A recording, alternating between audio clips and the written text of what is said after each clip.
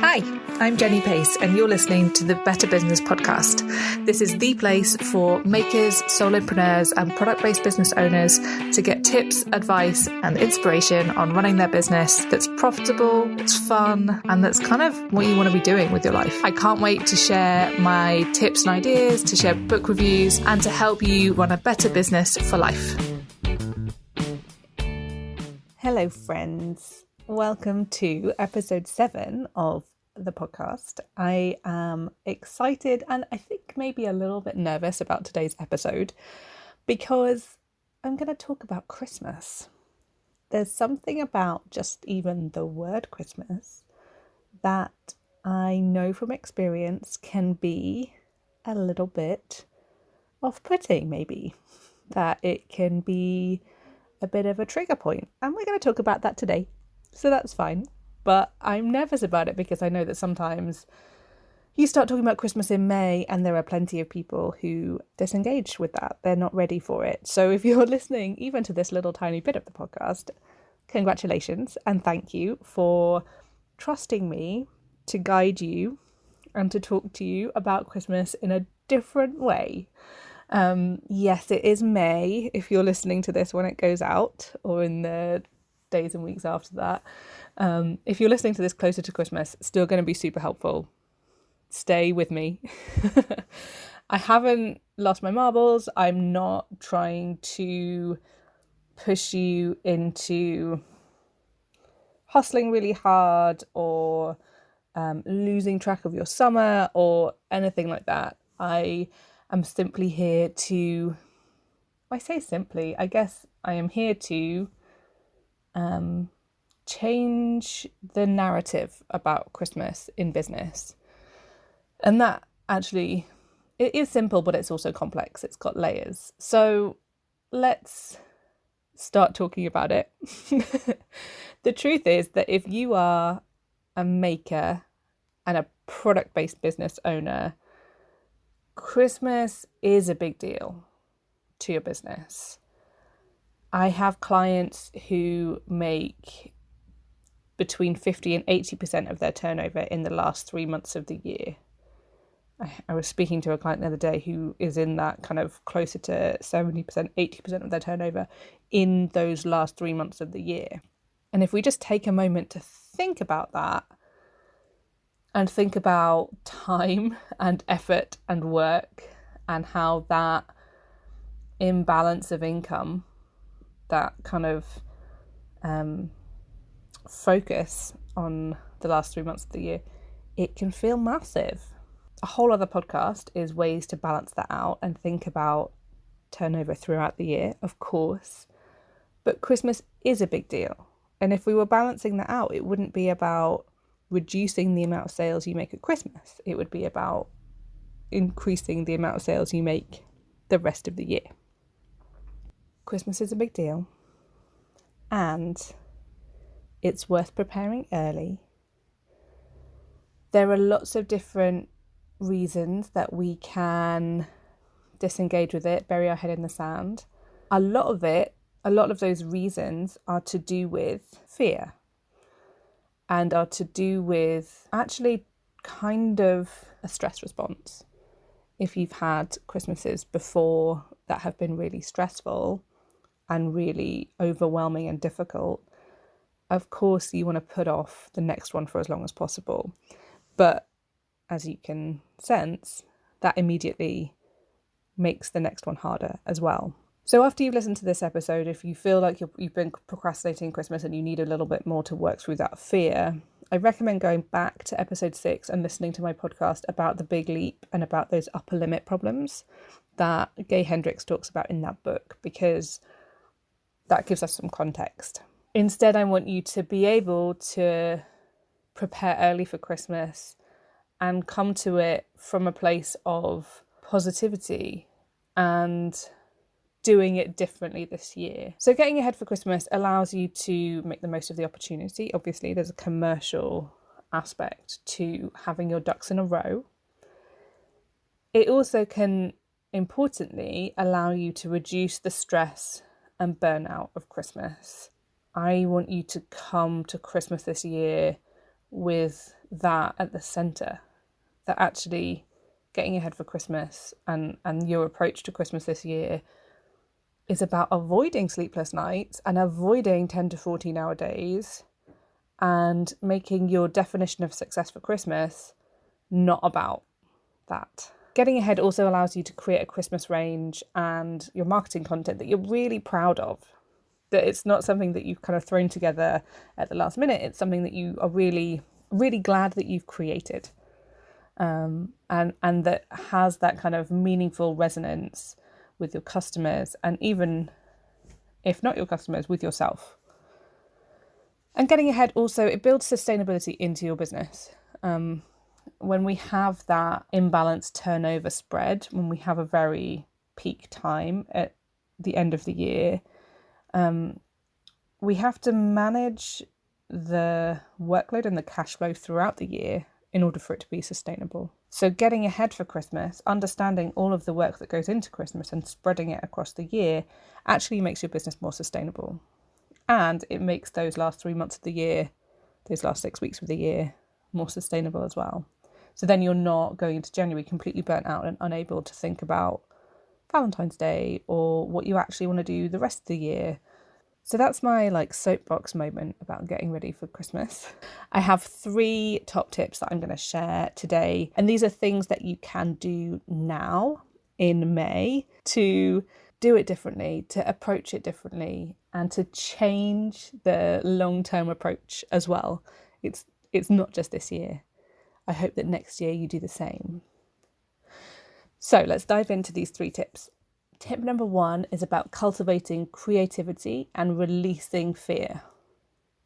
So when things are high in opportunity, like Christmas, there's a high opportunity to make money, reach customers, fulfill some of your purpose and destiny at Christmas.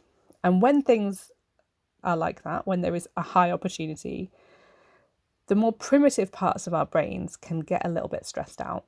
They kind of go into fear and go into pressure. They don't want us to try and fail. So 2 different things can happen.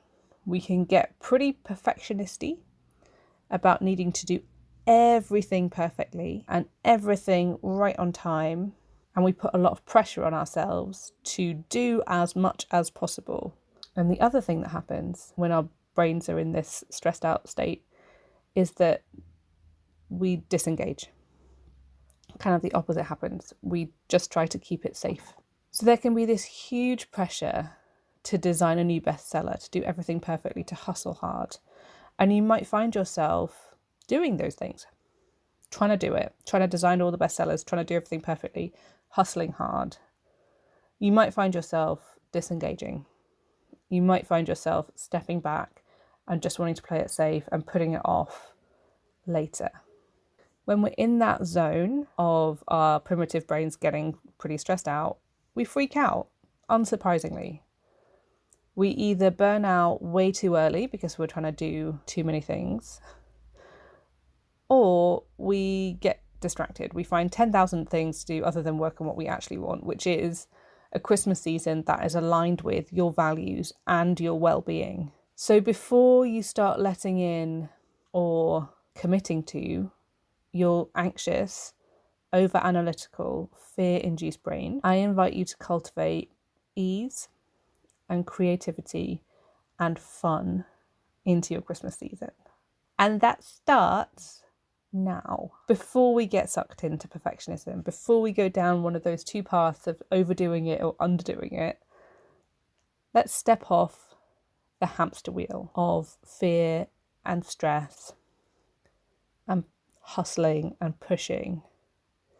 Instead, let's set some intentions. Here are some suggestions from me. How would you like this Christmas to feel? How would you like to serve your customers? What feels important and inspiring this year, this Christmas? How can you infuse the season with meaning and merriment? And how can you support yourself through it all? Having a little moment with your journal, or talking through with a friend, or even just pondering it as you go for a walk or whatever it is, thinking about these questions, setting these intentions, is going to help you to create this really lovely and nourishing approach to Christmas this year. It centers your values as a person and as a business and a brand, but it also centers your well-being. My second tip and thing to do now is to give your future self a gift and plan ahead. I am totally a woman who believes in doing things your own way. So choosing what is right for you in every moment. I totally am that person. However, there is a general principle of Christmas that I have seen to be true, and that is the later you leave your Christmas planning, the less likely it is that you'll feel like you've given it your best shot. I'm going to say that again just so that it sinks in. The later you leave your Christmas planning, the less likely it is you'll feel like you've given it your best shot, regardless of the results, regardless of the things that we can't fully control, like how many people shop with us, whether that magazine picks up our product. That feeling of you've given it your best shot, not in a perfectionistic way, not in a hustle hard way, but just, I did a good job. That feeling is more likely when you plan ahead.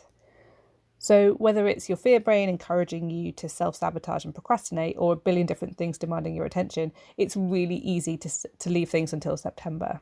It's not that fun to spend spring and summer on Christmas planning. It can feel like, we've just, especially this year when it's been so cold, even into May, you might feel like, I don't want to think about being cozy by the fire or like chestnuts roasting or whatever.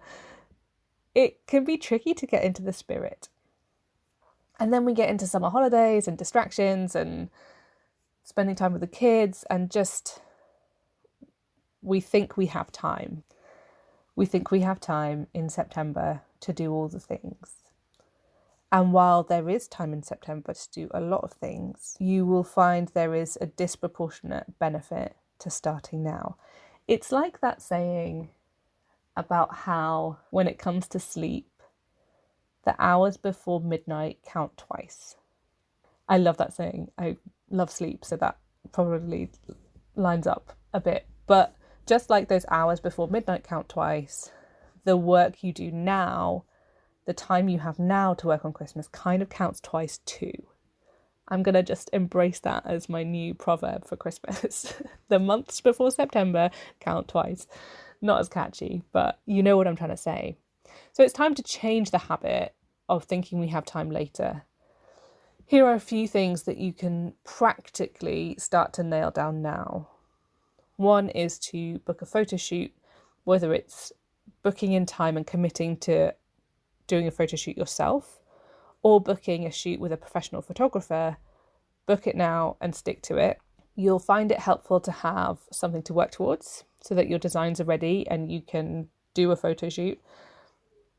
And it's also really valuable to have your photos done and dusted and ready to put into your planned ahead marketing content in September.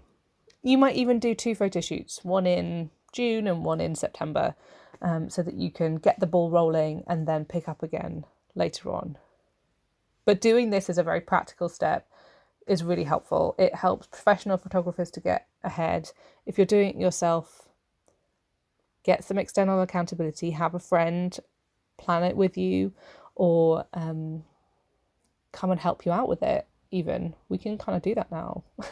In 2021, we can actually have people help us with photo shoots. So that's really exciting. Either way, it's a good thing to have nailed down and as a kind of focal point for your planning.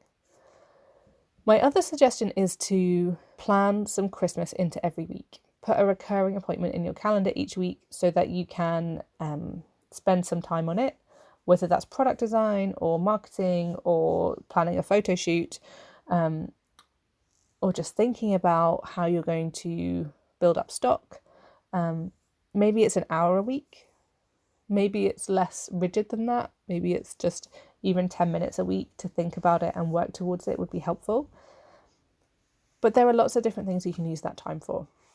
But if you can put an appointment in your calendar now and stick to it, you're going to find, again, the time before September counts twice, and you're going to find things to do that support your Christmas. You might even spend just 10 minutes connecting with your intentions for Christmas. Another thing to work on now is dreaming up the support you'd like at Christmas. Having a dream team, maybe thinking about who you might need to hire or have help you to pack orders or get things done. You might think about how you want to be supported at home, if you can get anyone to help you make dinner, all that kind of stuff. Just doing the kind of, I always call it a Mary Poppins list. Or, you know, in Mary Poppins when Jane and Michael Banks write their letter that goes up the chimney for Mary Poppins. Do that. Do a kind of, if I could have anything in the whole world, what kind of support would I like? And then you can start to see the practical applications of it. But doing the Mary Poppins list is really, really helpful. I did this recently myself, and it was just really great. It helped me think about not only the practical things, but also the kind of person that I want to help and the values and the levels of communication that are important to me and that kind of stuff. Another thing that you could do now, I don't necessarily think you need to force this. Again, I don't want you to be caught up into hustle hard. Jenny said I have to decide this now, but start considering when your Christmas shop will open. And when your kind of marketing content for Christmas will start. Pull out a calendar, take a look at when October half term is, because that's usually a good barometer for Christmas starting. Typically you want to have your Christmas range available before October half term. But knowing that it can be after that before any sales come in. So just starting to kind of think about your release of Christmas to customers. You can also do some work with, if you already have your product designs ready, get them photographed quickly and do some work getting them out to press. That's a great thing to do in June and July when a lot of the long lead magazines start planning their Christmas content and just getting the word out. So that's another thing to consider. If that feels like something exciting to work on. Okay, so that's giving your future self a gift with some little tips to plan ahead. My third tip to do this differently is staying connected with your people. And by your people, I mean your customers. One of the best things that you can do now for a successful Christmas is to think about your audience, not just the people who follow you on Instagram, who may or may not be your true audience right now, but your ideal customers, the people that you really want to help and inspire and sell to, who are really lit up by your designs and what you have to offer. How can you connect with them now and at Christmas? What will they find useful, desirable, beautiful, essential, inspiring? How can you expand your connection with them? Maybe even deepen it too. Go and find your customers. Consider what they're interested in, how you can help them, how you can inspire them. Speak to them directly with the content that you share now. You might ask them for their input. You might start sharing some sneak peeks of things. You might even just, when you're not selling them Christmas products or gifts, just demonstrating your customer service, the quality of your products, how you make things, how they can style your products in their own home. Show them the content that they're going to love and be inspired by, and that's going to give them a little lift in their days. Invite them to your newsletter list. Start sending them inspiring emails. Email marketing is so valuable. It is the best kept secret of retail.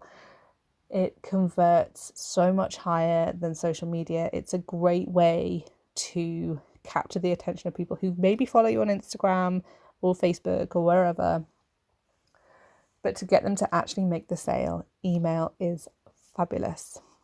It's really wonderful. So building your newsletter list now in May, June, July, August, September even is a really great way to build sustainability into your business. It helps you to retain customers, and it sets up your Christmas launch really beautifully.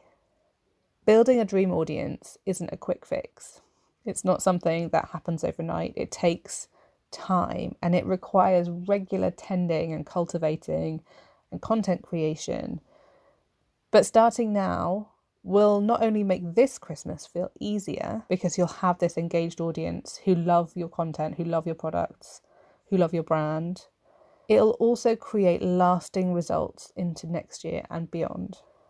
So redoubling your efforts to connect with people, not any old Joe blogs off the street, but the people who really are gonna fall in love with your creative skills, your products, your little corner of the world.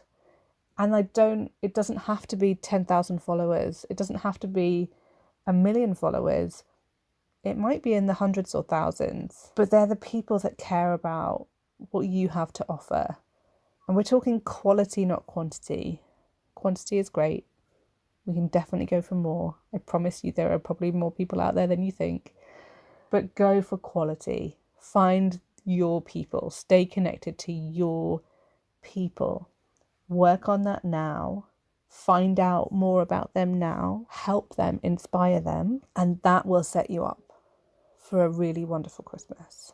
I feel like I have so many things I want to say and share about all of these 3 points. But I hope this has given you a different perspective on setting your business up for Christmas. So my bonus tip is to join a very exciting new thing that I am running this May. I'm running a free 5-day challenge to help you prepare for Christmas without the overwhelm. It's called the Better Christmas Plan. And it's really to celebrate the new season of my membership group, but it's available to anyone. It's going to be 5 days of live workshops. I'm going to lead you through this new way of thinking about Christmas to transform your festive season for this year and beyond. Together, we will move past the stress and overwhelm to create a unique to you plan that equips you with all the practical tools and support that you need to feel totally prepared and in control and ready for your best season yet. It's happening the 24th to the 28th of May. If you've loved this episode, or if you've maybe just found it interesting and it started to make you think differently about Christmas, I really recommend that you come over and read more and register for free.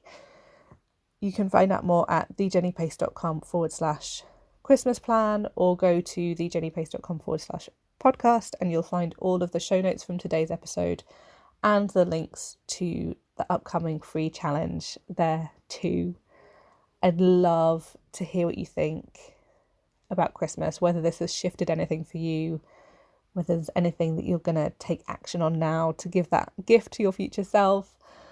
And of course, if you are able, please send me a review of the podcast. It really helps me to support more small business owners, more makers, to just reaching their full potential and having a Christmas that is less stressed.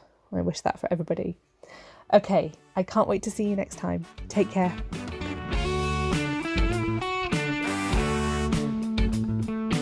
Thank you so much for listening to this episode of the Better Business Podcast. I would love it if you could subscribe so that you don't miss any of the new episodes coming out. And of course, share with any creative business owners. I'll see you really soon. Take care. Bye.